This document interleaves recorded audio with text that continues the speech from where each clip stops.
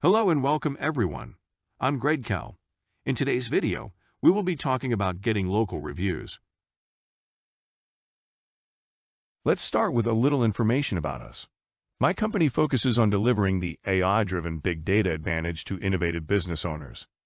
Our gift to you, free production of custom trust-building website plus a trust-building video. 30-day 100% money-back guarantee.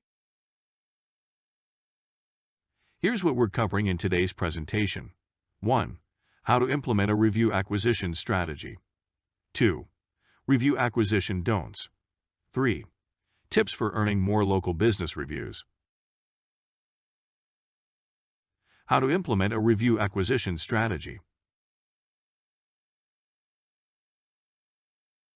Now that you've taken a look at the big picture of reviews and created your list of the most important review sites for your business, it's time to get down to brass tacks, creating a strategy for getting local business reviews. This is where your ingenuity, perseverance, and creativity all come into play, developing the internet reputation you need to earn to instill trust in consumers while simultaneously influencing your business's visibility. Different strategies work well for different business models, and while this article can't cover every possible scenario, we can outline universal warnings for things you should never do to acquire reviews. And then, share a treasure trove of tips for getting reviews that you can pick and choose from to discover what works best for your business. Let's dive in. Review acquisition don'ts.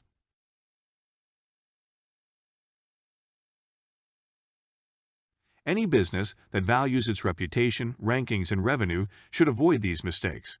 Don't pay for reviews. Don't pay customers for reviews, and don't pay marketers who pay consumers to post reviews. Don't pay anyone to post reviews while posing as customers. Customers should always post their own reviews directly on all third-party platforms. Neither you nor your marketers should post reviews on their behalf. Don't review your own business or prompt your staff to review it. All reviews for your business should come directly from your customers. Don't set up a review kiosk in your place of business to ask for reviews. A single IP address being shared amongst multiple reviews on a given platform can lead to those reviews being flagged and removed. Sometimes even reviews that come from the same wireless network can cause review filtering, but there's not much you can do to control customers reviewing you this way. Don't negatively review your competitors.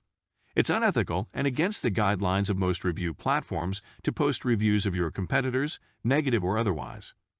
Don't engage in forms of marketing that result in a sudden influx of reviews on a single platform. This can trigger filters that may result in the reviews being lost or considered spam. Don't narrow your focus to a single platform. Diversity in where your business has reviews posted is insurance against reputation loss should something happen to your reviews on any one of the platforms. Don't harm your reputation with unprofessional owner responses to negative reviews. Always respond to negative reviews in a way you feel will assure future customers of your professionalism, honesty, and excellent customer care. Don't ignore the guidelines of specific review platforms.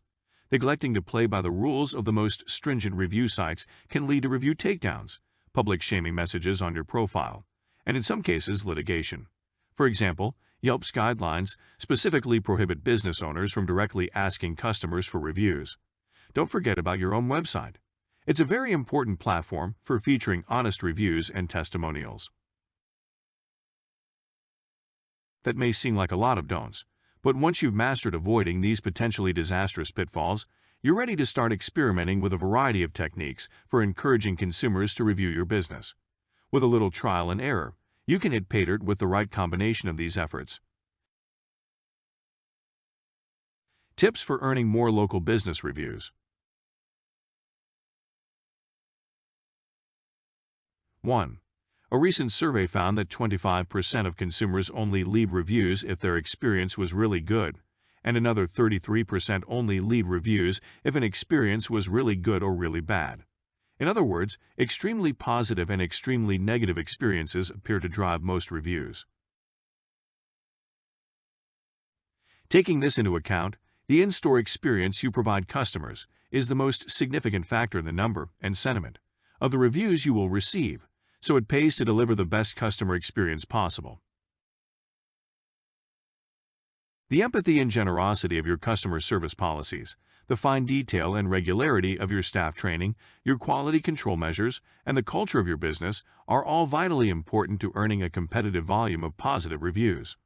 Delighting customers and exceeding their expectations is the foundation for any strategy for earning positive reviews. 2. Businesses with brick-and-mortar locations can make use of in-store signage to encourage reviews. Consider banners, business cards, brochures, receipts, window clings, menus, and flyers as vehicles for communicating both your desire for in-person feedback and your appreciation for online feedback. In-store apps, beacons, QR codes, and interactive media displays can also convey this message and can point customers either to a page on the company website to leave an on-site review or to a list of review profile links, which allows them to choose their favorite platform to write their review, on their own device, of course. 3. Collecting email addresses at the time of service is a powerful practice for both brick-and-mortar and service area businesses. When a customer is willing to share an email, follow up within a few days to ask them to write a review about their experience. Give them a choice of platforms so that they can pick their favorite. 4. Train staff to verbally mention how much a review would be appreciated, especially when a customer seems happy. This works better in some businesses than others. It may be off-putting to customers standing in a line to hear every clerk at the counter reel off the same Rate My Service message ad infinitum. But, in a different situation, a friendly staff member can be empowered to use their discretion to say, "It would be so helpful if you'd consider leaving a review about our business. We're trying to get the word out to our neighbors." Where rapport exists, and ask for a review can feel natural instead of forced. Remember that staff includes both in-store service providers and online and phone support. 5. Bearing in mind that not every customer is a tech whiz, consider sharing a nice and simple review handout at the time of service. Making it simple for a customer to find a way to leave a review is bound to earn you more reviews than expecting your customers to figure out the best way to review your business on their own. 6. On your website's own reviews or testimonials page, showcase links to your third-party review profiles, or create a separate page on your website just for that purpose. This helps by offering alternative favorite places to leave a review that may feel easier for the customer, and by encouraging customers to join the party when they see how many other people have reviewed your business. Here's a great list of review badges and widgets for your website. 7. Use social media to ask specific questions about a particular facet of your business, directing followers to respond by leaving a review on their choice of 2 or 3 platforms. For example, a restaurant might ask if there was an older menu item that was removed that customers really miss. The business owner could ask customers to mention that in their review as a vote for bringing it back. Or, for another example, a luxury hotel might take the same approach, asking customers to mention what the best view is from the establishment and why they like it. A plumber might ask customers to leave a review telling others what the worst mess their team got them out of was, a plugged sink on Christmas Eve, etc. This approach allows customers who have stories they'd be willing to share in the form of a review to speak up if it's suggested to them. 8. Respond to as many reviews as you possibly can. Numerous review platforms permit you, as the business owner, to respond to reviews. Your first duty is to respond well to negative reviews, but dedicate any time you can set aside to respond personally to the positive reviews as well. Many reviewers feel that if they take the time to leave a good review of a business, it's only common courtesy to receive a thank you from the company. Avoid the very impersonal and robotic-feeling strategy of using the same verbiage for all owner responses. Your message of gratitude can be brief in length, but it should be uniquely worded. Seeing that a business responds to the majority of its feedback, both positive and negative, signals to new customers that the company genuinely cares about consumer sentiment. It provides an added incentive for these new customers to take a moment to share their own experiences. 9. Sometimes using humor can create local or international buzz, which prompts consumers to jump on the bandwagon and also leave a review for the business, getting all the attention. While this wouldn't be a typical strategy for every business, oddball campaigns do have their place in business settings where you're willing and able to take unconventional steps towards internet fame. 10. Be sure you are tracking the outcomes of specific review acquisition strategies.